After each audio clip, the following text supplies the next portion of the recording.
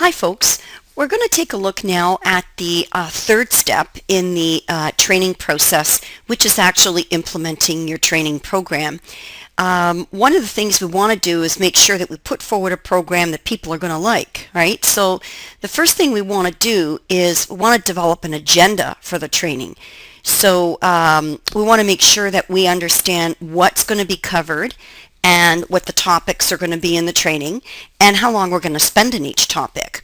And the one thing that most people recommend, and I mean, having done training myself for many years, I can certainly recommend that you should do pilot training session to see what people liked and didn't like, particularly if it's going to be a training program where you're going to train a lot of people. So say you have a new training program for your sales reps, for example, and you've got, maybe a thousand reps you got to train. You want to make sure that you start off with a pilot of them or group of them, right? Even if you had 500 reps, 100 reps, you don't want to waste the time of 100 people plus the time of a trainer, especially if that trainer is you, or even if you have a role to play in that training, and then find that they didn't like it.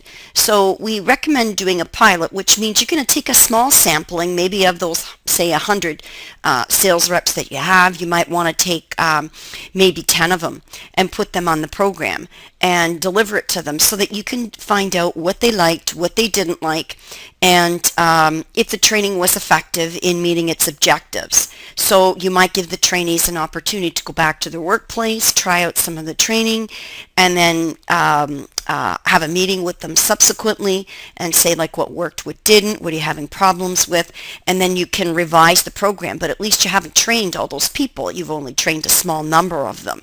So you have time to train the rest of the sales reps to make changes in the program so that the rest of them will get a really solid program. In fact, what we always find too is that anybody who participated in the pilot probably wants to come back and do the program as you've changed it.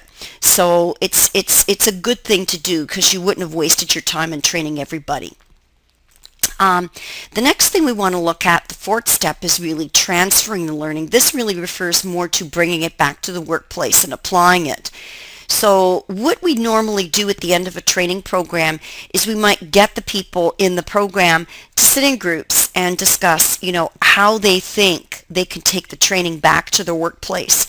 We might ask them to think about questions like, what kinds of challenges do you think you will have applying some of the learning that you learned in this training session? Sometimes they might say, oh, my boss might not be, positive on it. And, we kind of try and work with them as trainers to figure out, well, how can we help them overcome some of these obstacles that they're identifying if they've got a challenging boss to deal with, or maybe their customers might not like certain things about the way they're going to be selling in the future or whatever, and how can we help them overcome it? So we kind of try and develop solutions at the end of the training to help them overcome some challenges.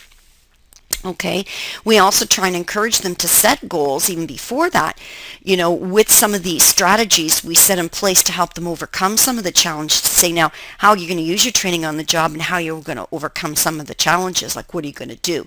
So it usually is a good process.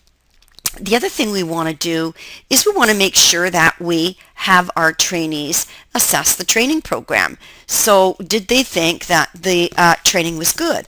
So they can give you some ideas as to how they think you can change your program to make it more user-friendly for trainees in the future. There might be some areas they thought, oh, you talked too much on this, or you didn't handle some things enough, or talk about some other things enough. Maybe they might want to comment on some of the activities, some of the training activities you used, and how they thought you might want to incorporate some different ones. There's also the opportunity to test or assess what they learned. So you can give them a little multiple choice test at the end to see what they learned, even their behavior. When they get back to the workplace, you can ask the boss, particularly if the boss is supportive of the training, and ask the trainees themselves, do you think your behavior changed as a result of the training? And if so, how? And if not, why not? And then, of course, the results. If the training was put into place for a particular reason,